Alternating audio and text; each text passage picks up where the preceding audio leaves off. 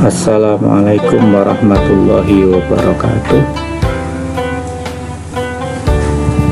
Berjumpa lagi dengan mahasiswa S2 Ekonomi Syariah Pasca Sarjana IAIN Pekalongan. Sebelumnya mohon maaf karena baru ada kesempatan kali ini saya bisa menyampaikan materi selanjutnya untuk mata kuliah Fikih Muamalah S2 Ekonomi Syariah Pasca Sarjana IAIN Pekalongan. Pada materi ini akan kita sampaikan untuk desain perkuliahan. Ada beberapa hal yang perlu kami sampaikan kepada rekan-rekan mahasiswa. Yang pertama terkait dengan capaian pembelajaran lulusan.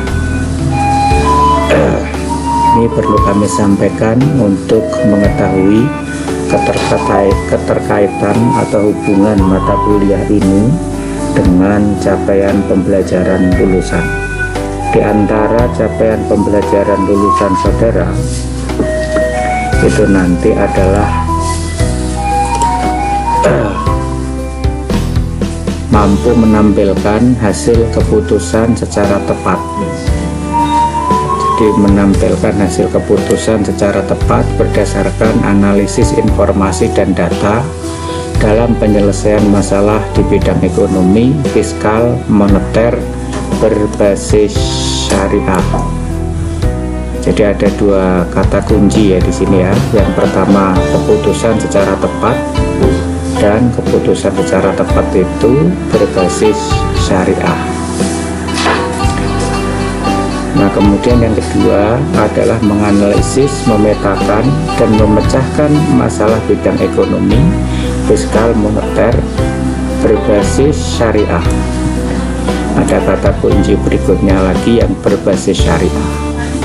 Nah, berbasis syariah ini artinya bahwa setiap keputusan yang nanti saudara hasilkan, setiap keputusan yang itu nanti saudara berikan, entah itu kepada lembaga bisnis, kepada entitas ekonomi, kepada pemerintah ya, yang berhubungan dengan masalah ekonomi, fiskal dan seterusnya, itu harus mengacu kepada aspek syariah, karena di sini dikatakan berbasis syariah.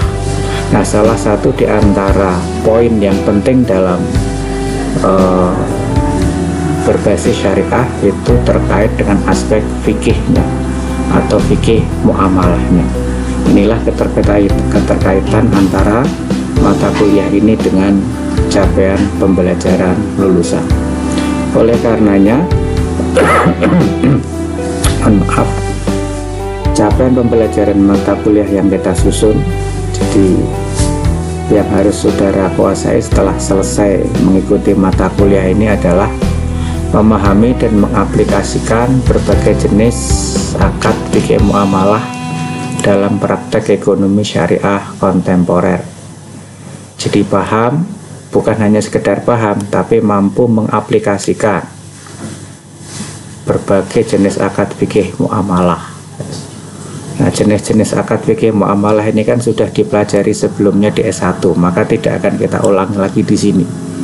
Tapi yang menjadi titik tekan adalah mengaplikasikan jenis-jenis akad itu dalam praktek ekonomi syariah kontemporer, agar fikih muamalah yang kita pelajari bukan hanya sekedar teori fikih, definisi-definisi pengertian itu sudah selesai di S1, tapi untuk level S2 adalah kita mampu mengaplikasikannya dalam praktek ekonomi syariah kontemporer.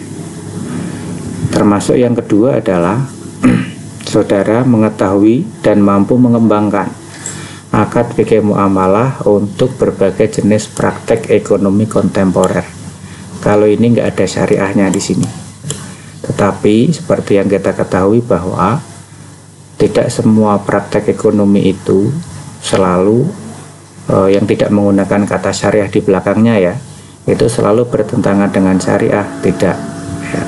Jadi banyak praktek ekonomi kontemporer tidak menggunakan kata syariah, tetapi kita sebagai seorang ahli di bidang ekonomi Islam harus bisa memastikan apakah praktek tersebut sesuai dengan aspek syariah dalam hal ini fikih muamalah ataukah tidak. Ini yang kedua yang menjadi capaian pembelajaran mata kuliah. Nah, yang selengkapnya tentu bisa saudara simak lebih lanjut di dalam RPS. Oleh karenanya, cakupan dari mata kuliah fikih muamalah ini adalah yang pertama, online dan digital bisnis. Ini karena sudah menjadi santapan kita sehari-hari ya. Banyak sekali praktek ekonomi kita sekarang yang menggunakan model online dan bentuknya digital. Kemudian yang kedua, kita juga akan mengkhususkan terkait dengan penggunaan elektronik money, uang elektronik atau e-money. Mengapa ini secara khusus kita bahas? Karena yang namanya elektronik money atau uang yang berbentuk elektronik ini menjadi media, menjadi medium of exchange, media pertukaran yang memainkan peran sangat penting dalam praktek ekonomi kontemporer. Dan sekarang bentuknya bermacam-macam, penyelenggaranya juga sangat bervariasi. Kemudian apa yang bisa dijangkau oleh e-money sekarang juga lebih luas daripada sebelumnya.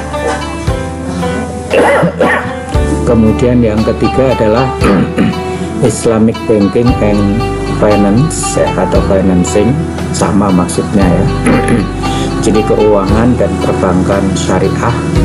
Maka nanti kita juga membahas mengenai aplikasi murabahah di perbankan dan keuangan syariah, kemudian wadiah di dunia perbankan syariah, termasuk di lembaga-lembaga keuangan yang lain ya. Nanti bisa saudara baca di dalam RPS. Kemudian yang ketiga adalah traditional economic practices atau praktek ekonomi tradisional. Ini juga tidak boleh lepas dari pembahasan fikih muamalah. Mengapa demikian? Karena di masyarakat kita, di pedesaan, di pedalaman ya, ini praktek-praktek ekonomi tradisional masih banyak mereka lakukan. Ada seletongan, ada gaduh ya, kemudian ada maron, bertelu dan seterusnya, yang itu tidak boleh kita lepaskan dari pembahasan fikih muamalah. Nah, teknis perkuliahan nanti akan kita bagi menjadi 3. Yang pertama adalah tutorial, akan kita sampaikan materi dasar dulu sampai dengan pertemuan ke-3 atau ke-4. Kemudian nanti pada pertemuan ke-4 atau ke-5, sesuai dengan materi yang saudara pilih, saudara akan mempresentasikan paper ya. Teknisnya nanti tergantung pada jadwal kuliah, apakah luring ataukah daring. Dan yang berikutnya adalah diskusi terhadap materi yang saya sampaikan maupun paper yang sudah dipresentasikan oleh peserta kelas, maka nanti akan kita diskusikan bersama-sama. Ini teknis perkuliahan kita. Adapun untuk tagihan kuliah hanya ada 2 yang pokok. Yang pertama adalah paper, sekaligus ini nanti menjadi komponen UTS. Kemudian revisi terhadap paper tersebut menjadi komponen penyusun nilai UAS. Nah, selain ini nanti keaktifan saudara ketika berdiskusi di dalam kelas, dalam perkuliahan, ini juga menjadi poin penting dalam penilaian perkuliahan. Saya rasa demikian rekan-rekan mahasiswa. Mohon maaf saya belum bisa maksimal untuk bisa menyampaikan perkuliahan karena kondisi saya memang masih belum memungkinkan untuk tampil secara fit 100%. Demikian, semoga dapat bisa memberikan sedikit gambaran terkait dengan perkuliahan kita selama 1 semester ke depan. Terima kasih, sekali lagi mohon maaf, jaga kesehatan. Wassalamualaikum warahmatullahi wabarakatuh.